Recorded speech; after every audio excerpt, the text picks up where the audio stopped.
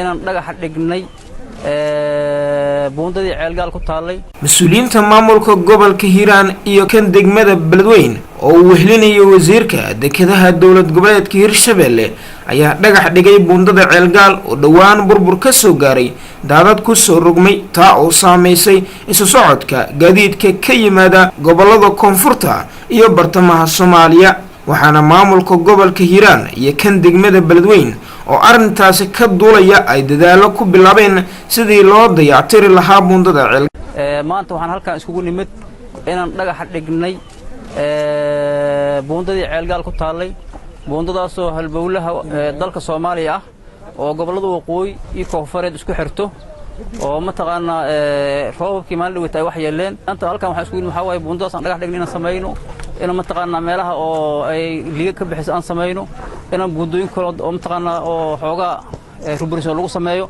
maanta waxaan joognaa deegaanka ceelgaal waa meesha ay ka jabta buundada halbowlaha oo ahayd gobolada dhexe waxaan u imaanaa maanta dhagax dhigeedii madaxda gobolka Hiiraan heer degmada heer gobol iyo madaxda Hirshabelle annagoo wada ah waxaan u imaanaa maanta in la dhagax dhigo waana halbowlihii gobolada dhexe ee Soomaaliya waxaan baaq u dirayaa dhammaan jaaliyada reer Hiiraan madaxda dowlad goboleedka Hirshabelle iyo madaxda federaalka iyo ganacsatada waxaan leeyahay cid walba wuxuu Ilaahay u dhiibay waa in ay soo galiyaan buundadan iyo buundo kasta oo jaban. wasiirka dekedaha iyo badda dowlad goboleedka Hirshabelle Xildhibaan Faarax Maxamed Gacmi ayaa ku booriyay dadaalada uu wado maamulka gobolka Hiiraan si dib loogu soo celiyo isu socodka buundada ceelgaal.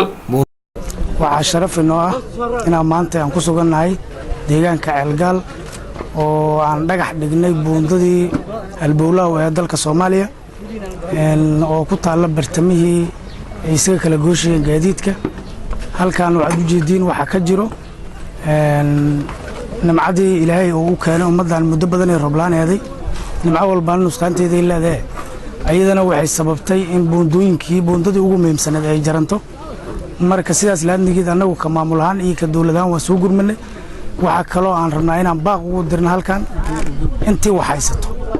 intii waxaysato islaama maadaama meeshan hadda aan la dhigi karin waa meel reer Hiiraan kaliya leed intii muslimo waxaysataa inay ka soo qayb galaan kaalintooda ka qaataan hadday tahay dalka kuwa jooga hadday tahay kuwa dibadda jooga hadday ganacsatada gaadiidleyda aad iyo aad aan ugu amaanaynaa kaalintooda firfircoon ay ka qaadaan.